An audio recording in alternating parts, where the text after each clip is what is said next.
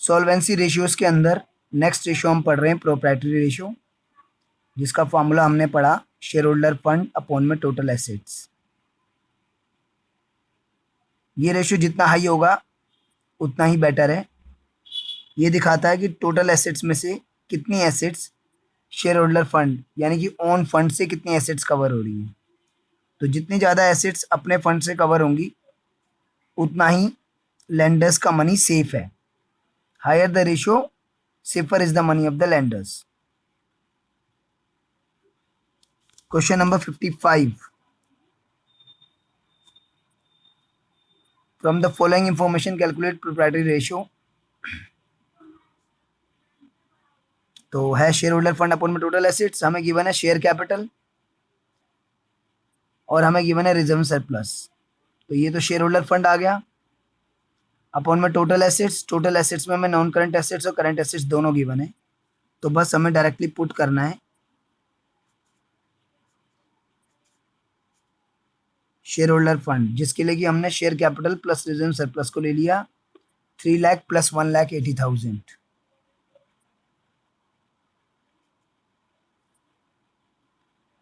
Upon में shareholder fund upon total assets. Total assets में non current assets plus current assets यानी 13,20,000 plus 6 lakh.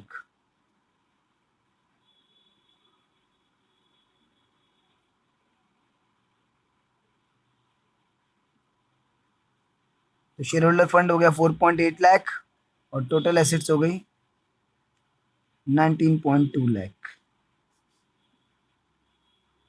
इनको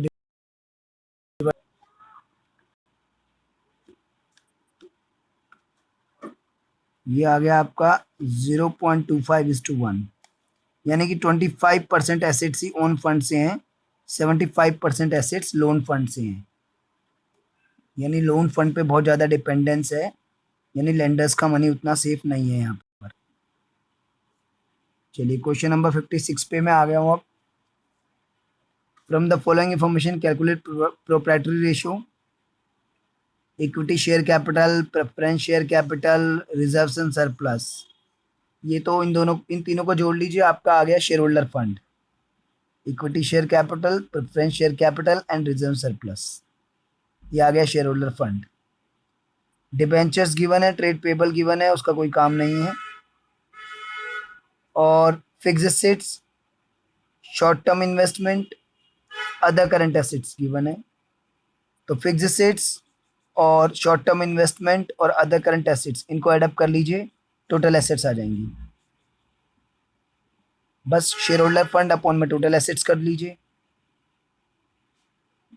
share holder fund आपका equity share capital, preference share capital, reserve surplus से, और total assets आपका fixed assets, short term investment और current assets से, other current assets को ऐड करके हो जाएगा। सिंपल है। 57 पे आ रहा हूं मैं। प्रोप्राइटरी रेशियो कैलकुलेट करनी है।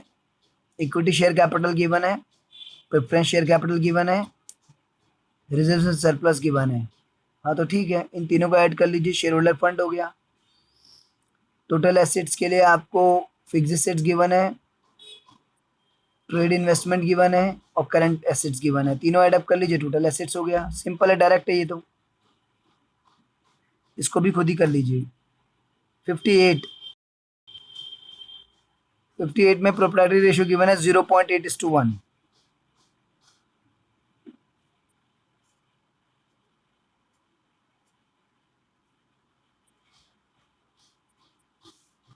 यानी कि 0.8/1,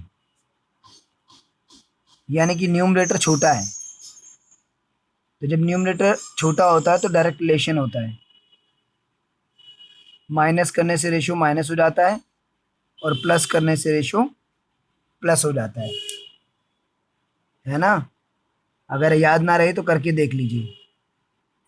अभी ये 0.8:1 है, अगर आप इसमें 0.2 और 0.2 ऐड कर दें तो ये हो जाएगा आपका 1/1.2 और वो आंसर आएगा आपका 0.83, और जबकि ये 0.8 है। तो इस तरीके से आप चेक कर सकते हैं।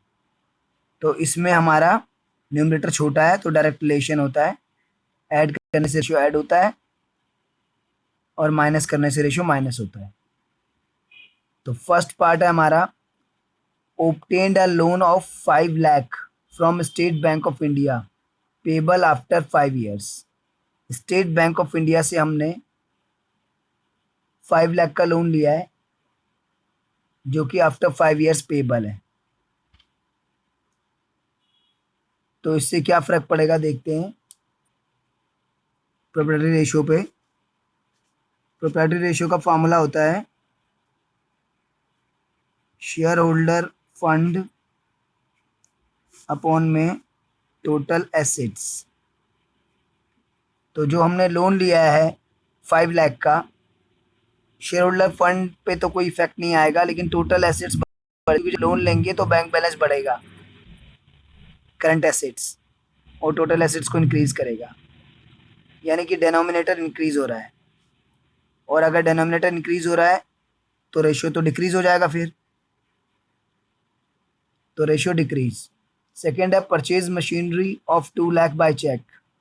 2 लाख की मशीनरी खरीदी है चेक से, शेयर होल्डर फंड पे कोई इफेक्ट नहीं आएगा, टोटल एसेट्स पे भी कोई इफेक्ट नहीं आएगा, क्योंकि हाँ जी, लेकिन कैश मशीनरी से एसेट इंक्रीज होगा, लेकिन साथ में क्या बैंक बैलेंस भी तो कम होगा। तो एक एसेट इंक्रीज होगा, एक एसेट डिक्रीज होगा, एक एसेट इंक्रीज होगा, एक एसेट डिक्रीज होगा। ठीक है, तो इसलिए आपका टोटल एसेट्स पे कोई इफेक्ट नहीं आएगा, ना ही शेयर होल्डर फंड पे कोई इफेक्ट आएगा। तो रेशो पे no change in ratio. Third है redeemed 7% redeemable preference shares ₹3 lakh. तो 7% प्रेफरेंस शेयर आपने रिडीम कर दिए तो शेयर होल्डर फंड कम हो जाएगा 3 लाख से, और टोटल एसेट्स भी आपकी डिक्रीज हो जाएंगी 3 लाख से।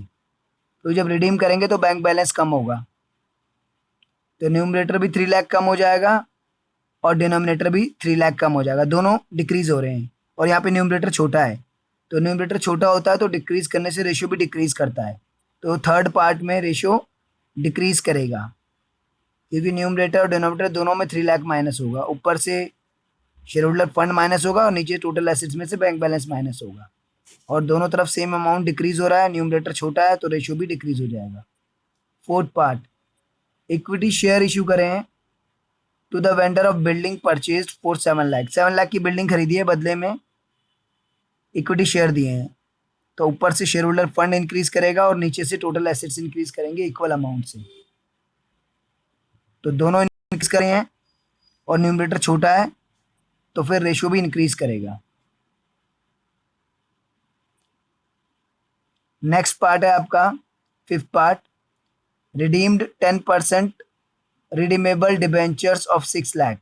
6 लाख के डिबेंचर रिडीम करें, शेयर होल्डर फंड पे कोई फर्क नहीं पड़ेगा, लेकिन आपका टोटल एसेट्स कम हो जाएंगी, बैंक बैलेंस 6 लाख का कम हो जाएगा, तो डिनोमिनेटर डिक्रीज कर रहा है तो रेशियो इंक्रीज कर जाएगा। तो फिफ्थ पार्ट में रेशियो इंक्रीज होगा।